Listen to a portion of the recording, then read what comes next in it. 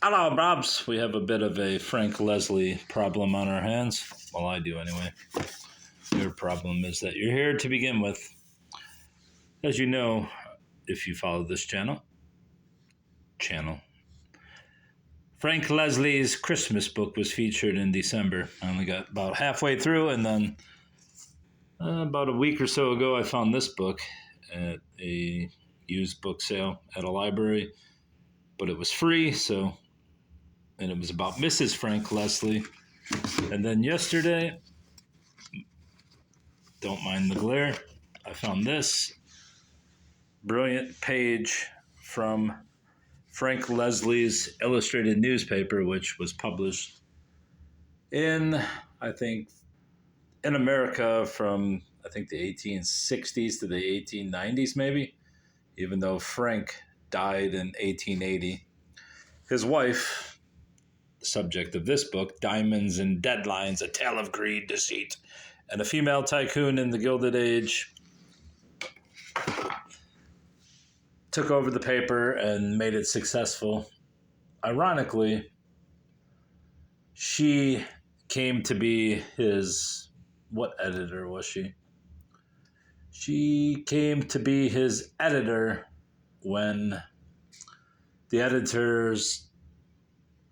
original editor, Ephraim Squire, who was at the time her husband, became seriously ill, and she took on the position permanently and received his salary.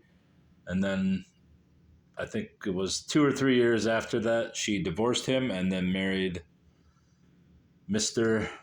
Leslie, who was born Henry Carter and was trained as a shoemaker or something like that. A glove maker, that was it. Yeah, a glove maker.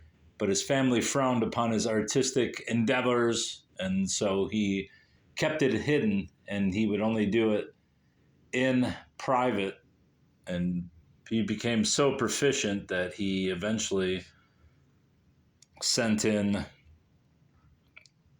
his illustrations to the Illustrated London News, and it was so well received that they eventually made him the editor, I believe, the superintendent of engraving on that journal. He moved to the U.S. in 1848 when he was, how old was he at the time? 27. And he officially changed his name in 1857 when he was 36 or so. Shortly before he died, a few years before he died, let's pull up this archaic computer. He and his wife in 1877 went on a trip to California, and she wrote a book, a leisure trip from,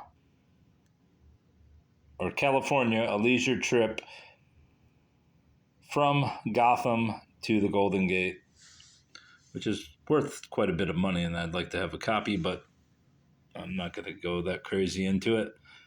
And I also found another copy of this newspaper that I have from 1883, sorry. Reading with a glare. And this one's actually colored in, so I think this has been embellished. Let me turn off this light. So it might have been embellished. I took this apart and checked the back, and it's an actual page. And sorry about this glare from my chandelier above, but that's that. Yeah, so he died in 1880 after this trip put his business seriously in debt. And I think he was in debt up to $300,000. Yeah. He had died with the $300,000 debt. And Miriam Leslie took possession of the business and apparently made it work. She was a noted feminist and author in her own right, it says on her obituary. She also had four wives, or four wives. Yeah, that would have been a really ribald tale for the Victorian era. She had four husbands, and according to this book, she cheated on a couple and had an illegitimate child or two. So that's about all I know about her. But she, at one point, had to change her name to Frank Leslie to keep all of his copyrights alive, from what I gathered. So I don't know what's coming next in the Frank Leslie endeavors, but come on.